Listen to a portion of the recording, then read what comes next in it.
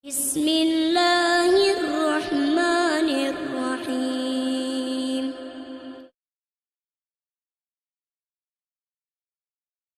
Kemarin saya berkunjung 2 hari yang lalu ke masjid Al-Ihsan ya, Masjid Al-Ihsan yang ada Ustadz Adi Hidayat, adik kelas saya di Libya. Ustadz Adi Hidayat, ada yang kenal?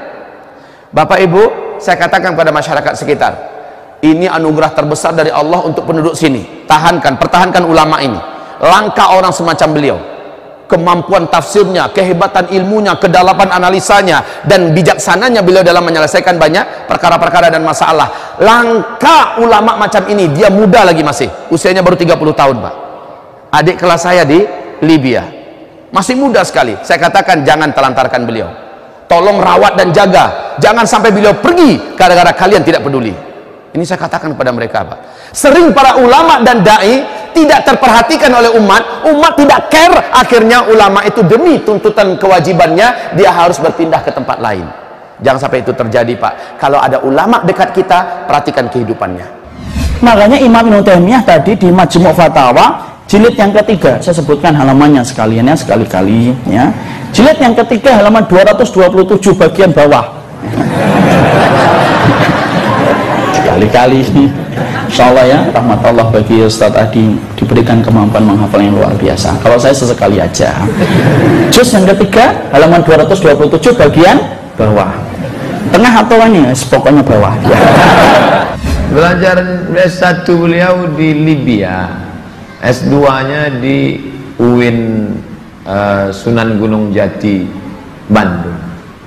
Tinggal orang Banten, tinggalnya di Bekasi. Orangnya rendah hati, terkenal masyhur di mana-mana, tapi mau dia nelpon saya, tapi tak saya angkat. Tak tahu saya itu nomor dia. Setelah pergi ke Dumai baru cerita Pak Taufik. Kata Pak Taufik, tadi Ustadz Adi Hidayat nelpon Ustadz berkali-kali. Kenapa tak Ustadz angkat? Tak tahu saya sih. Dan putih makrifat awal lagi. Beliau hafal dia macam-macam. Ada orang itu cepat ingat, cepat lupa.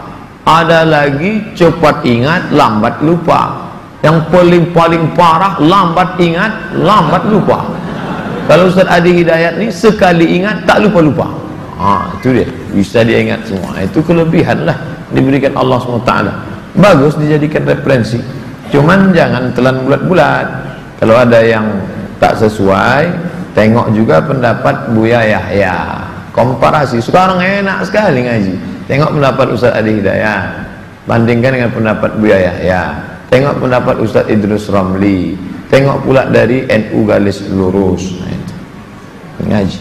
Kalau ulama mujtahid, dia berijtihad berdasarkan ayat hadis. Mereka ahli mujtahid. Kita enggak. Pendapat ulama ini kita ambil ini. Berijtihad. Cerdas kita lama-lama membandingkan pendapat orang-orang alim itu, insyaallah. Colokan listrik iman adanya di masjid. Sehingga kalau kita sehari ngerasa iman kita lagi drop, kita harus langsung mencari booster iman. Dan tidak harus booster saya. Ini modus karena jarang nge-upload nih. Bisa ada Ustadz Abdul Somad yang ilmunya lebih banyak daripada saya. Bisa ada Ustadz Adi Hidayat.